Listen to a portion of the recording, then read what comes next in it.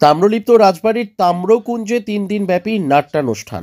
ডিসেম্বরের প্রথম সপ্তাহে সন্ধ্যের সময় গায়ে হালকা শীতের আমেজ, আর সামনে মুক্ত মঞ্চে নাটক দেখার অনুভূতিটাই আলাদা।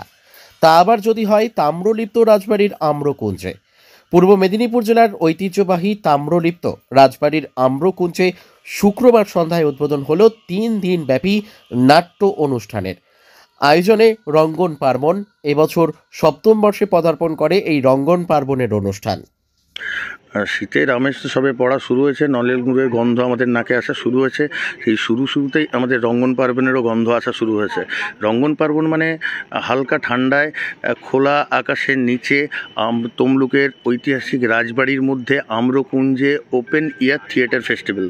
সবাই মিলে এখানে আড্ডা, গান বাজনা, এটা আমাদের লাস্ট 7 বছর ধরে আমরা এটা করছি। এবং বিভিন্ন জায়গা থেকে নাটকের দলরা আসেন, কলকাতা থেকে আসেন, এর আগে বাংলাদেশ থেকে ডাইরেক্ট এসছে, কাশ্মীর থেকে আসছে, এবছরও আসছেন লাকিজি গুপ্তা। এছাড়াও কলকাতার আশেপাশে থেকে অনেক জায়গা থেকে আসছেন, বাউড়িয়া থেকে আসছেন, দুর্গাপুর থেকে আসছেন, প্রচুর জায়গার দল আসছে। আমাদের এখানে আসছে টোটাল 12টা দল টোটাল, সঙ্গে রঙ্গনেরও নাটক থাকছে। এবং আমাদের এটা 3 দিন ধরে চলবে। শুধু নাটক নয়, তার সঙ্গে নাটকের গানেরও একটা লাস্ট দিন 8 তারিখ আমাদের নাটকের গানেরও একটা প্রোগ্রাম রাখা হয়েছে। অভিজিৎ আচার্য, উনি নাটকের গানের জন্যই বিখ্যাত। অভিজিৎ আচার্য শূন্যের মাঝারে বলে একটা নাটক আমরা রিসেন্ট দেখে এলাম একাডেমিতে, অসাধারণ গান করেন উনি। তো ওনার প্রোগ্রামটাও আছে এবং লোকগানও করেন উনি। মাটির গন্ধ, মাটির ঘ্রাণ নিতে গেলে আপনারা রঙ্গন পার্বণে এলে বুঝতে পারবেন তার অ্যাম্বিয়েন্স, তার পরিবেশ কত সুন্দর হয়ে ওঠে। মানুষের সঙ্গে মানুষের আড্ডা এবং নাটক, তার সঙ্গে একটা অন্যরকম পরিবেশের তৈরি হয় এখানে। আর নাটকটা সবচেয়ে বড় কথা, নাটক একটা মনের জিনিস। সেটা প্রতিবাদ হতে পারে, ভালোবাসা হতে পারে, আকাঙ্ক্ষা হতে পারে। সব দিক থেকে নাটকের সঙ্গে মানুষের জীবন জড়িয়ে আছে। কারণ আমরা লাইফেও নাটক করে যাচ্ছি এবং মঞ্চেও নাটক করছি। এই জায়গাটা কেন আমরা আজকে তমলুক টাউনে কোনো একটা হল নেই, এটা একটা প্রতিবাদই বলতে পারেন। আমরা যেহেতু হল নেই, সেই দুর্বলতাটাকে আমরা দুর্বলতা না রেখে আমরা সেটাকে সবলতায় কনভার্ট করেছি। আমি সারা জীবন নাটক এর সঙ্গে জড়িত ছিলাম। আমার এখন বয়স 86, কিন্তু এখনও আমার রক্তের মধ্যে নাটক ভীষণ চঞ্চলতা সৃষ্টি করে। কাজে আমি আমার এই 86 বছর বয়স, রোগজীর্ণ শরীরে এই উন্মুক্ত প্রাঙ্গণে আমি নাটকের জন্য এসেছি।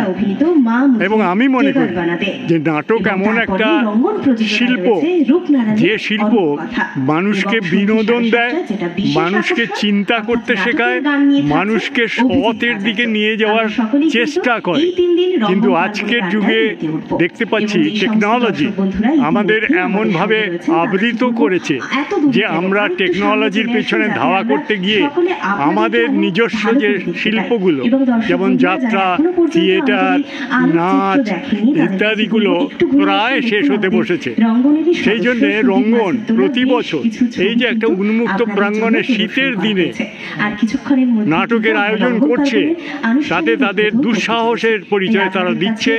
কিন্তু আমার মনে একটা হতাশা সৃষ্টি হয়েছে এই কারণে যে এত চমৎকার সুন্দর পরিবেশ প্রকৃতির মধ্যে, আমরা প্রকৃতি বিচ্ছিন্ন মানুষ হয়েও এই প্রকৃতিকে ভালোবাসতে পারবো যদি এই প্রাকৃতিক সৌন্দর্যের মধ্যে এই রঙ্গনের নাটক সমূহ দেখি। নাটক একটা শিল্পকর্ম, তা করতে অনেক পরিশ্রম লাগে। সেই পরিশ্রম মানুষের অন্তরের কথা বলে। আমাদের যে ভেতরে একটা সত্তা আছে, সেটা তো খারাপ সত্তা নয়, ভালো সত্তা। সেটা বিভিন্ন বিচ্ছিরি রকম অভিজ্ঞতার মধ্য দিয়ে সেই সত্তাটা নিচু হয়ে যাচ্ছে। কিন্তু এই নাটকই পারে আমাদের সেই সত্তাটাকে আবার তার স্বমহিমায় জাগিয়ে তুলতে। কাজেই নাটকের উপযোগিতা কখনো শেষ হবে না বলেই আমার মনে হয়। এবং সেই জন্যেই এত সমস্ত চ্যালেঞ্জের মুখে পড়েও রঙ্গন যে নাট্য এই প্রতিযোগিতা নয়, নাটক দর্শকদের জন্য উপহার দিচ্ছে, তার জন্য আমি তাদের কাছে কৃতজ্ঞ। খুবই প্রয়োজন। আর আমরা তো প্রতি বছরই এটার জন্য অপেক্ষায় বসে থাকি, এইটা দেখব বলে।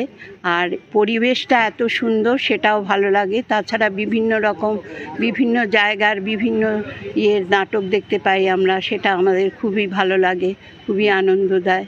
হ্যাঁ, আমরা আশীর্বাদ করি এবং ইয়ে করি, শুভেচ্ছা জানাই যে এটা যেন চলতেই থাকে এরকমভাবে ভালোভাবে।